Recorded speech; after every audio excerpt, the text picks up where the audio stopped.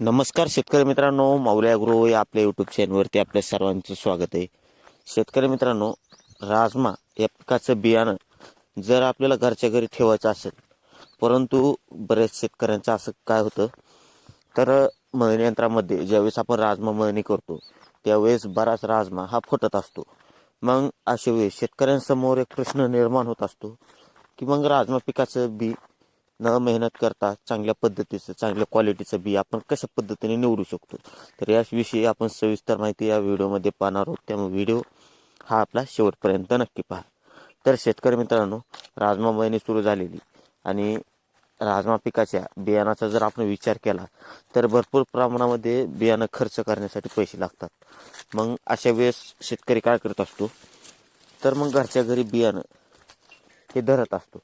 परंतु घरच्या घरी बियाणं धरत असताना शेतकऱ्यांसमोर एक प्रश्न निर्माणच होतो की मळणी यंत्रामध्ये ज्यावेळेस आपण राजमा पिकाची मळणी करतो त्यावेळेस काय होतं, तर राजमा 10% तरी फुटत असतो. तुम्ही किती देखील चांगल्या पद्धतीने मशीनची सेटिंग केली किंवा कोणतंही नियोजन केलं तरी पण तशा पद्धतीचा अपकार हा आपल्याला दिसत असतो. अशा वेळेस तुम्हाला एक सोपा उपाय सांगतो.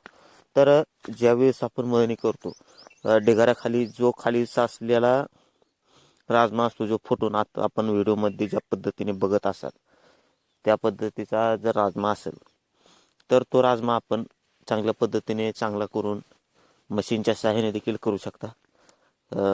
ज्या जागेवरती मशीनमध्ये मात्र आपण काढत असतो त्या जागेवरती टाकून आपण साधारणपणे 50 किलो बियाणं आपण सहजपणे खाली ज्या मात्र सांडलेलं असतं त्यामधून काढू शकता आणि बियाणं हे ठेवू शकता.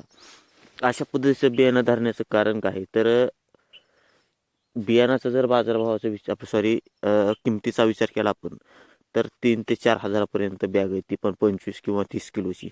तर अशा पद्धतीने आपण 1 क्विंटलपर्यंत जर राजम्याचं बी धरलं तर आपल्याला चांगल्या पद्धतीने त्याचा फायदा हा होऊ शकतो आणि आपल्याला विक्रीला देखील चांगल्या पद्धतीने फायदा होऊ शकतो. त्यामुळे शेतकरी मित्रांनो, विकतचं बी न घेता अशा पद्धतीने आपण घरच्या घरी बियाणं हे तयार करू शकतो. ज्या शेतकऱ्यांना ब्राझील वाघ्याचं 100% कसल्याही प्रकारचं मिश्र नसलेले बियाणं जर पाहिजे असेल तर आपल्यापाशी उपलब्ध आहे. ज्या शेतकऱ्यांना घ्यायचं असेल, खरेदी करायची असेल, त्या शेतकऱ्यांनी आमच्याशी कमेंट्समध्ये संपर्क साधा.